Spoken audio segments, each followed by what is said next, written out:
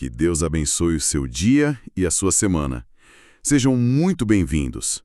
Hoje a gente vai mergulhar de cabeça num texto antigo, mas que soa assim assustadoramente atual. É o capítulo 5 do livro de Jeremias. E para nos guiar, vamos usar os comentários bíblicos de Charles H. Dyer. Nossa missão aqui é entender a anatomia de um colapso social. O capítulo já começa com um desafio divino que, olha, parece até cena de filme. É uma premissa incrível, né? O comentário de Dyer descreve isso como uma caça ao tesouro divina que Deus manda Jeremias fazer. Uma caça ao tesouro? Exato. Pelas ruas de Jerusalém. E a missão é quase impossível. Encontrar uma única pessoa.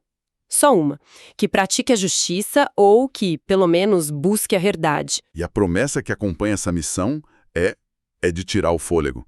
Se ele encontrar essa pessoa, a cidade inteira será perdoada. A questão que vai nos guiar hoje é como uma sociedade chega a um ponto em que achar uma pessoa honesta vira uma tarefa impossível. Vamos desvendar isso. Certo? Então, vamos começar por essa busca. A ideia de que o destino de uma metrópole inteira depende de uma única pessoa é difícil de acreditar. Nenhuma pessoa. Isso é para ser entendido literalmente ou Jeremias está usando uma hipérbole, um drama, para mostrar o tamanho do problema?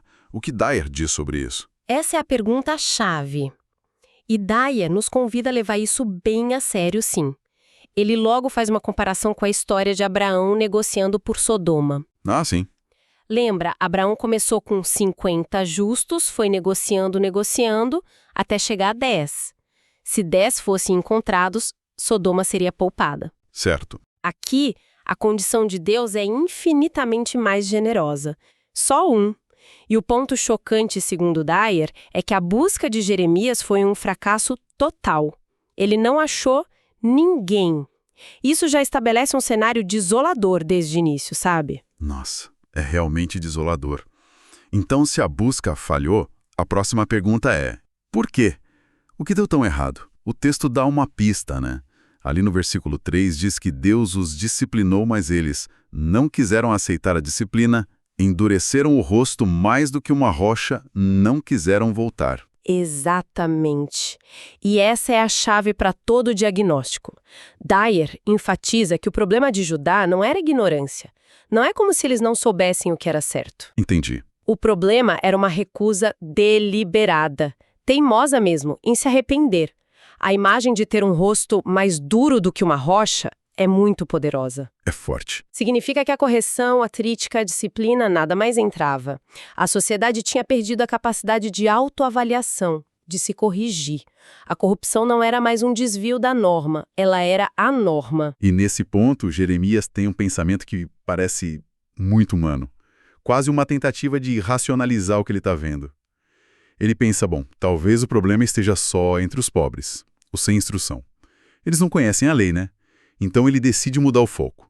Vai atrás dos líderes, dos grandes. E é aí que a esperança morre de vez. A análise que Dyer faz dessa parte é crucial. Jeremias vai até a elite esperando achar sabedoria, retidão, mas descobre que a situação é exponencialmente pior. O versículo 5 usa uma imagem bem específica. Eles quebraram o jugo e romperam as algemas. Quebrar o jugo. O que exatamente isso significa? Parece mais do que só desobedecer. Exatamente. Dyer explica que um jugo é uma ferramenta que, apesar de restringir o movimento de um animal, também direciona a força dele para um propósito útil, tipo arar um campo. Certo. O jugo de Deus, nesse sentido, era a estrutura moral e espiritual que dava propósito, direção e também proteção à nação. Ao quebrar o jugo, os líderes não estavam só se rebelando. Eles estavam rejeitando a própria estrutura que os definia. Era uma declaração de anarquia moral, sabe? Eles estavam dizendo, a gente não quer mais direção ou propósito. A gente prefere o caos, contanto que a gente possa fazer o que quiser. É impressionante ver como a corrupção da liderança é esse ponto de virada. Mas como o profeta comunica a consequência disso? Não é com um argumento lógico, mas com uma imagem, assim, visceral. Ele fala de um leão, um lobo e um leopardo. Sim, e não é uma escolha aleatória de animais. O comentário explica que esses 3 predadores simbolizavam a natureza multifacetada da destruição que viria da Babilônia. O leão representa a força bruta, o lobo do deserto, a crueldade implacável, e o leopardo, a velocidade e a emboscada. A lógica é aterrorizante e direta. Qual seria? Ao quebrar o jugo da proteção de Deus, Judá removeu a cerca de segurança. Eles viraram presa fácil no meio da selva geopolítica. A consequência de abandonar a ordem divina era literalmente ser devorado. A partir daí, a linguagem do capítulo muda. Parece menos uma busca e mais um julgamento num tribunal. Deus faz 2 perguntas retóricas que Dyer aponta como o coração da acusação. Por que eu deveria perdoar Judá? E não deveria eu me vingar de uma nação como esta? E as respostas estão implícitas nas acusações que vêm a seguir. Os 2 crimes principais, segundo o texto, são a idolatria e o adultério. Eles traíram a Deus espiritualmente, jurando por deuses falsos, e traíram uns aos outros fisicamente. Dyer ressalta que Deus não podia simplesmente perdoar no vácuo, porque a aliança, o pacto fundamental entre eles, tinha sido sistematicamente demolido pela nação. Entendi. O perdão sem arrependimento invalidaria a própria justiça. Exato. E a descrição dessa traição é uma das mais chocantes da Bíblia. O versículo 8 os compara a cavalos bem alimentados e fogosos, cada um rinchando para a mulher do seu próximo. É uma imagem crua, brutal. É uma metáfora visceral e Dyer a usa para ilustrar um ponto terrível. A prosperidade que Deus deu para ele estava sendo usada como combustível para a depravação. Nossa. Eles estavam bem alimentados, saciados pelas bênçãos de Deus, mas em vez de gratidão, essa fartura gerou um apetite insaciável por mais transgressão. A idolatria e o adultério estavam ligados. Ao abandonar o único Deus verdadeiro, todos os outros limites morais também desapareceram. A sociedade estava saturada de imoralidade. E o mais incrível é que, apesar de tudo isso, eles pareciam viver em negação. Como não viam o desastre se aproximando? O comentário de Dyer destaca essa recusa do povo em acreditar nas advertências. Eles diziam que Deus não faria nada e que as palavras dos profetas eram só vento. Essa falsa sensação de segurança era parte da doença. Eles se tornaram imunes à verdade, tratando os avisos mais sérios como um ruído de fundo, sabe? Sei. É por isso que a resposta de Deus é tão poderosa. Ele diz a Jeremias que, já que eles acham que as palavras são vento, ele vai transformar essas mesmas palavras na boca do profeta em fogo e o povo vai virar lenha para ser consumida. Uau! A própria mensagem que eles desprezaram se tornaria um instrumento do seu julgamento. É uma inversão poética e terrível. E o julgamento anunciado é bem específico. Uma nação distante, a Babilônia, cuja língua eles nem entendiam, viria para destruir tudo. Mas no meio dessa descrição sombria, Dyer aponta o detalhe que muitas vezes passa despercebido. Sim. No versículo 18, em meio à fúria toda, tem uma cláusula de esperança. Deus diz que não os destruiria completamente. Ah, isso é importante. Muito. Ele preservaria um remanescente. Isso mostra que mesmo no julgamento mais severo, o objetivo não era a aniquilação total, mas a purificação. E o próprio castigo continha uma lição profunda. É aqui que entra aquela ideia de justiça poética, né? Exatamente. Dyer chama atenção para o que a gente poderia chamar de simetria da justiça. A punição não foi aleatória, foi um espelho perfeito do crime. Deus explica no versículo 19. Já que vocês me abandonaram para servir deuses estrangeiros na sua própria terra, a consequência lógica é que vocês serão forçados a servir estrangeiros numa terra estrangeira. Faz todo sentido.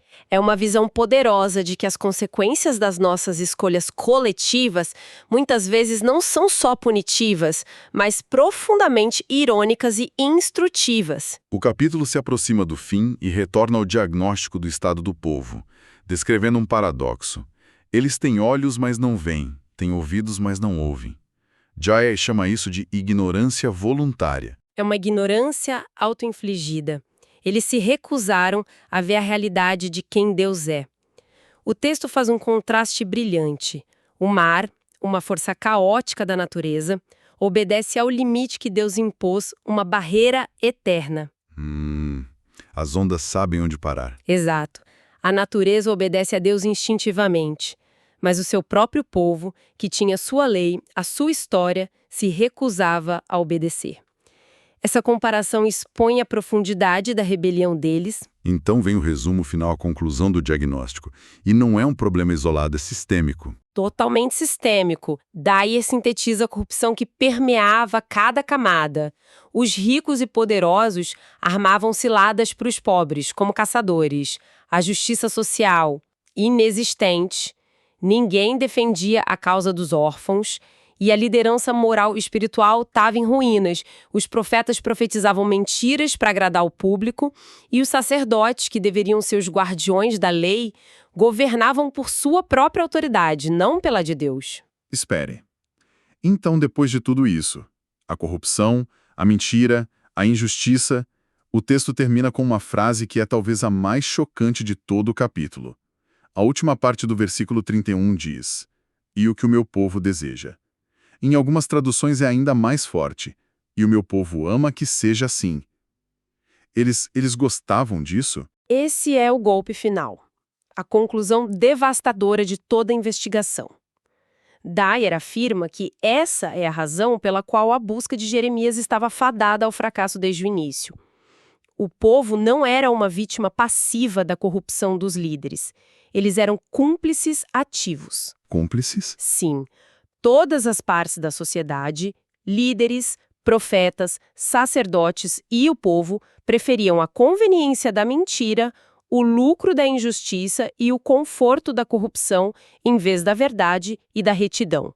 Não havia ninguém para ser encontrado porque a nação inteira, de cima a baixo, tinha abraçado a escuridão. Então o que tudo isso significa? Essa análise de Jeremias 5 nos dá um retrato, assim, assustador de uma sociedade em queda livre, onde a verdade foi tão abandonada em todos os níveis que o julgamento se tornou, não só inevitável, mas uma consequência justa, lógica. E o capítulo nos deixa com uma pergunta inquietante que ecoa através dos séculos, dirigida àquele povo e por extensão a nós, né? A última frase do capítulo é uma pergunta aberta. Porém, o que vocês farão quando o fim chegar? Que pergunta. Isso nos força a refletir sobre responsabilidade tanto individual quanto coletiva. Nos faz pensar sobre onde termina a nossa apatia diante do erro e onde começa a nossa cumplicidade, especialmente quando a falsidade se torna mais conveniente do que a verdade. Que Deus abençoe todos os ouvintes.